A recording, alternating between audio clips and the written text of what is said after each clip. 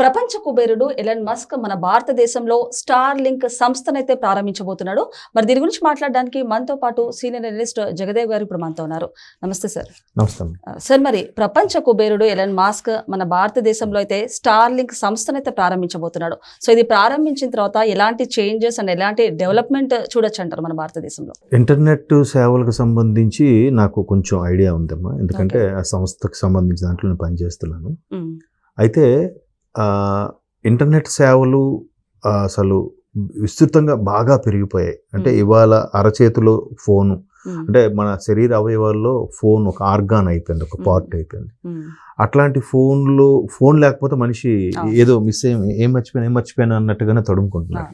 So అటువంటి పరిస్థితుల్లో ఇంటర్నెట్లో అసలు ట్రెమెండస్ చేంజెస్ వచ్చేసాయి. అంటే విప్లవాత్మక మార్పులు అంటారు కదా, అట్లా. నాకు తెలిసి 2006లోనూ సంథింగ్ 2006 అనుకుంటా, న్యూ ఇయర్కి January 1st ఎప్పుడు ఒక అనౌన్స్ చేశారు, లైఫ్ టైమ్ సిమ్ అని. అప్పట్లో 999 రూపాయలు లైఫ్ టైమ్ సిమ్, 999 దాని కాస్ట్. అంటే సిమ్ కాస్ట్ అది పెట్టి కొనుక్కొని తర్వాత రీఛార్జ్లు చేసుకోవాలి. మినిమం రీఛార్జ్లు 10 రూపాయలు 20 రూపాయలు, ఇలా స్క్రాచ్ కార్డ్ కూడా గుర్తుందా మీకు? అట్లా ఉండేది. సో అప్పటికి నాకు తెలిసి ఆ తర్వాత అక్కడికి 2 ఏళ్ళు పోయాక 1 ఇయర్కో ఈ డేటా అనేది ఎక్కువగా యూసేజ్లోకి వచ్చింది.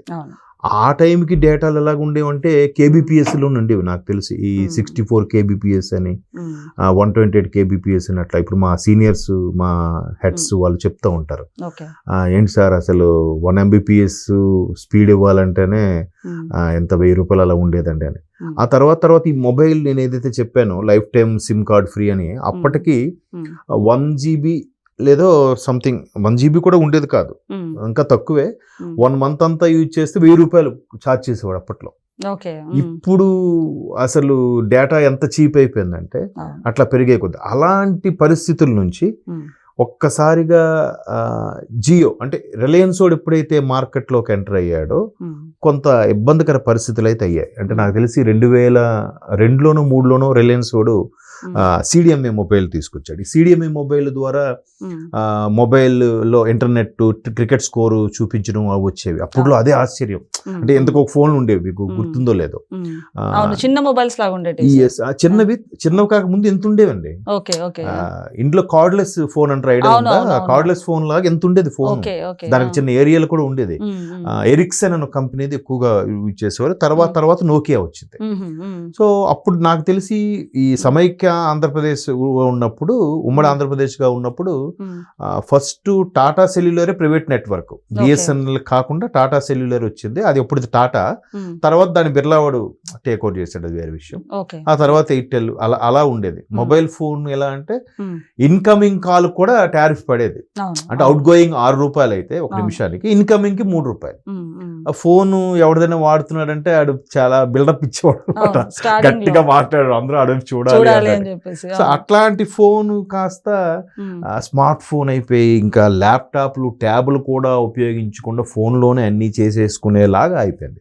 సో అట్లాంటి రెవల్యూషనరీ చేంజెస్కి ఈ ఇంటర్నెట్ ఎప్పుడైతే యాడ్ అయ్యిందో ఇంకాస్త ఊపందుకుంది. 64 KBPS లేదా 128 KBPS కాస్త 1 MBPS, 10 MBPS, 50, ఇప్పుడు 1 GB అంటున్నారు. ఇప్పుడు ఆల్రెడీ ప్రతి ఒక్కరు సాధారణంగా వాళ్ళ ఫోన్లో మంత్లీ చేయించుకున్న టారిఫ్లు ఏదైతే ఉన్నాయో వాటికి per day 1 GB, per day 2 GB చేయించుకుంటున్నాం. మంత్లీ హార్డ్లీ మినిమం 350-400 నుంచి ఉన్నాయి. అఫ్ కోర్స్ మహానుభావుడు జియో వాడు ఎంటర్ అయ్యాడు, ముందు ఫ్రీ అంటాడు. అది ఒక్కసారి దానికి అలవాటు చేశాక ఒక్కసారి ఫ్రీ కాస్త ఈ ఫ్రీ టైంలో కూడా దొబ్బేస్తున్నాడు డబ్బులు. అంటే మినిమం టారిఫ్స్ ఉండేవి కదా, ఇప్పుడు అవి లేవు. చూడండి, ఇంతకుముందు మంత్లీ 50 రూపీస్ ఎంతో, అంటే సిమ్ యూజ్ చేయకపోతే దాన్ని కంటిన్యూ చేయాలంటే 50 రూపీస్ ఎంతో ఛార్జ్ చేయాల్సి ఉండేది. ఇప్పుడు అది లేదు, అది మినిమం 150 ఎంతో చేశాడు. అంటే 3 times పెంచేశాడు. ఈవెన్ DTH సర్వీసెస్ కూడా, అంటే కేబుల్ ఆపరేటర్ కూడా టీవీకి cable connection DTH service minimum 260 కదమ్మా ఇప్పుడు, మినిమం. అది నేను చెప్పాను. అది కూడా ఓన్లీ తెలుగు ఛానల్స్ వస్తాయి. మన ఊర్లలో 100 రూపాయలు కడితే, నాకు తెలిసి చిన్నప్పుడు 70 రూపాయలు 80 రూపాయలు కడితే అసలు అన్లిమిటెడ్ ఎన్ని భాషల ఛానల్ అన్నీ ఉండేవి. మనం రిమోట్ నొక్కుకోవడమే ఓపిక. ఇప్పుడు అలా లేదు, ఓన్లీ తెలుగు ఛానల్స్కే 300 ఆల్మోస్ట్ వాళ్ళు GSTతో కలిపి. సో ఇట్లా చేంజెస్ వచ్చి పెరుగుతుంది, టెక్నాలజీ కూడా పెరుగుతుంది. అయితే మీరు అన్నట్టు ఎలాన్ మస్క్ టెస్లా అధినేత, ఇప్పుడు ఎక్స్ అధినేత, ఇప్పుడు స్టార్లింక్ అధినేత అనాలేమో. సో ప్రపంచ కుబేరుల జాబితాలో ఆయన ఉంటాడు. సో ఆయన స్టార్లింక్ అని శాటిలైట్ ద్వారా ఇంకా ఇంటర్నెట్ ఇవ్వాలని ఒక తీసుకొస్తున్నాడు. దానికి మన దగ్గర డిపార్ట్మెంట్ ఆఫ్ టెలికామ్ DOT అంటారు, వాళ్ళు యాక్సెప్టెన్స్ ఇచ్చేసారు. సెంట్రల్ గవర్నమెంట్ కూడా ఓకే చేసింది. నెక్స్ట్ ఇంకా ఇండియాలో సేవలు అంటే ఇంకా ఈ కేబుల్, ఇప్పుడు ఎంత వైర్లెస్ టెక్నాలజీ వాడుతున్నప్పుడు కూడా మనం ఫైబర్ త్రూవే యూటిలైజ్ చేస్తున్నాం. అంటే సార్ ఇప్పుడు మనం చూసుకుంటే ఎక్కడైతే మారుమూల ప్రాంతాల్లో మనకు కొన్ని సిగ్నల్స్ కూడా రావు. సో ఎప్పుడైతే ఇప్పుడు స్టార్లింక్ ద్వారా అక్కడ కూడా కవర్ చేసే ఛాన్స్ ఉంటుంది. మీరు అన్నట్టు మంచి క్వశ్చన్. రూరల్ ఏరియాలో సిగ్నల్ కరెక్ట్ గా లేనప్పుడు ఆ మొబైల్లో నెట్ సరిగ్గా పనిచేయదు డేటా. బట్ కేబుల్ లైన్ వేసేస్తే ఆ కేబుల్ ఫైబర్ ద్వారా ఎక్కడికెక్కడికి మనం కనెక్షన్స్ తీసుకువెళ్ళచ్చు.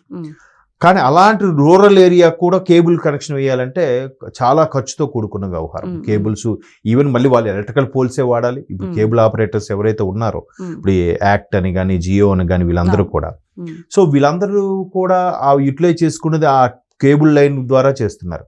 అదే ఎలాన్ మస్క్ కానీ ఇది కానీ ఇంట్రడ్యూస్ చేస్తే లైక్ మన టీవీ కేబుల్ DTH సర్వీస్ చూసారా, మన ఇంటి మీద ఒక యాంటీనా పెడితే పక్కింటి కరెంట్ లేకపోయినా లేదా జంక్షన్ బాక్స్ లో పవర్ పోయినా సంబంధం లేదు, మన ఇంట్లో పవర్ ఉంటే ఆ కేబుల్ కనెక్షన్ ద్వారా వచ్చేస్తుంది. ఆ DTH ఏదైతే ఉందో యాంటీనా చిన్న డిష్ లాంటి పెడతారు, దాని ద్వారా వచ్చేస్తుంది కదా.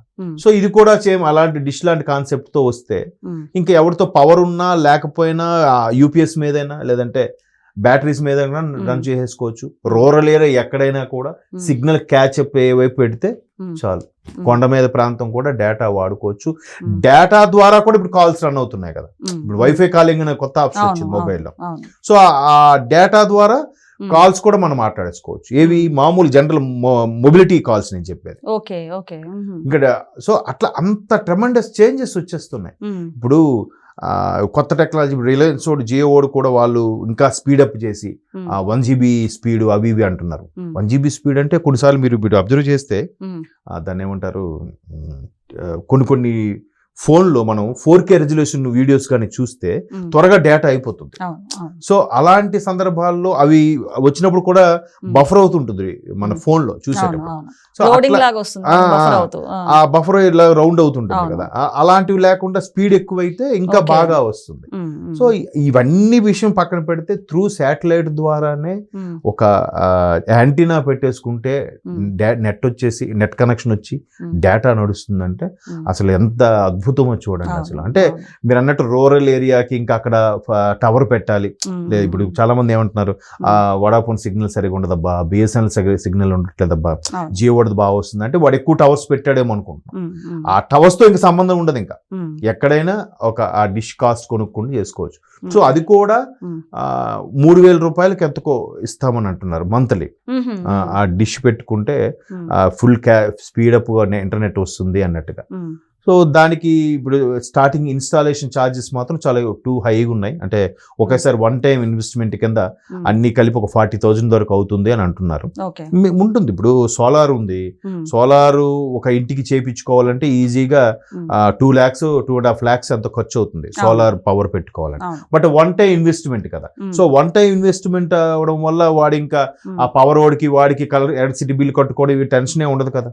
వాడు ఎక్కువ ఎక్విప్మెంట్ అంతా పెట్టేసుకుంటే సోలార్ ప్యానెల్స్ పెట్టుకుంటే ఆడికి ఇంకా లైఫ్ టైం చూడక్కర్లే, ఒక 10-15 years వరకు. సో అట్లా ఇది కూడా వన్ టైం ఇన్వెస్ట్మెంట్ కింద ఒక 40,000 ఖర్చు పెట్టుకుంటే నెలకు 3,000. అది మాత్రం కొంచెం కాస్ట్ ఎక్కువ. ప్రస్తుతానికైతే సామాన్లు ఈ 100 Mbps 60 Mbps స్పీడ్తో నెలకి 600 ఎంతో ఛార్జ్ చేస్తున్నారు. సో ఇప్పుడు అది 3,000 అంటే కొద్దిగా ఖర్చుతో కూడుకున్నదే. బట్ బాగా దాన్ని ఉపయోగించుకునే వాళ్ళకి బిజినెస్ గా యూటిలైజ్ చేసుకునే వాళ్ళకి అది పెద్ద 3,000 అనేది పెద్ద సమస్య ఏం కాదు.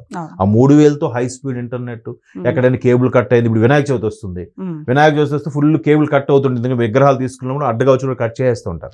ఆ టెన్షన్ ఉండదు. ఇంకా ఏదంటే ఎవరైనా మినిస్టర్ వస్తుంటే కేబుల్ అడ్డగా ఉన్న తీసేయండి అని చెప్పి కట్ చేస్తూ ఉంటారు మున్సిపాలిటీ వాళ్ళు.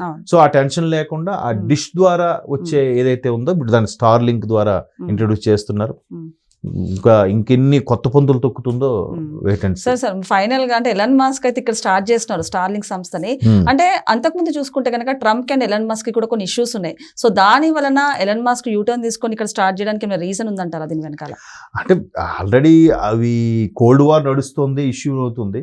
సో ఒక యుఎస్ లో టారిఫ్లు విధించే కన్నా ఇట్లా బయట కంట్రీస్ కి స్ప్రెడ్ అయితే బిజినెస్ నడుస్తుందిగా. ఇప్పుడు అందులో ప్రపంచ దేశాల్లో ఉన్న ప్రతి బిలియనీర్ కూడా ఇండియా మార్కెట్ మీదే దృష్టి పెడతాడు. ఎందుకంటే ఎక్కువ పాపులేషన్ ఉంది, ఎక్కువ యూటిలైజ్ చేసేది కూడా మనం. మీకు ఇంకో విషయం తెలుసా, నార్త్ తో పోలిస్తే సౌత్ లోనే ఈ మొబిలిటీ గానీ నెట్ గానీ వాడే వాళ్ళు ఎక్కువ ఉంటారు. ఈ 4 రాష్ట్రాల్లో ఇచ్చేంత బిజినెస్ సౌత్ లో ఉండే మిగతా 24 రాష్ట్రాల్లో కూడా అంత ఉండదంట. 24 రాష్ట్రాలు కలిపితే ఒక బిజినెస్. ఈ సౌత్ లో ఎస్పెషల్లీ ఈ కేరళ కూడా కాదు, తమిళ్, కన్నడ, తెలుగు రాష్ట్రాలు, ఈ 3 స్టేట్స్ సంబంధించిన ఎక్కువ బిజినెస్ అవుతుంది. అంటే అంతగా యూటిలైజ్ చేస్తాం మనం. సో అలా కాకుండా ఇప్పుడు అక్కడ కూడా బాగా ఇంటర్నెట్ అది యూసేజ్ ఎక్కువ అవుతుంది. ఇంకా ఈ ఎలాన్ మస్క్ ఆ ఇష్యూల మీద కూడా బయటకు వచ్చాడు అనుకోండి, ఇంకా బాగా బిజినెస్ బాగా ఎక్స్పాండ్ అవుతుంది.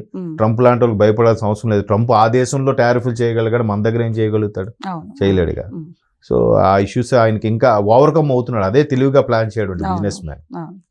Okay sir, thank you.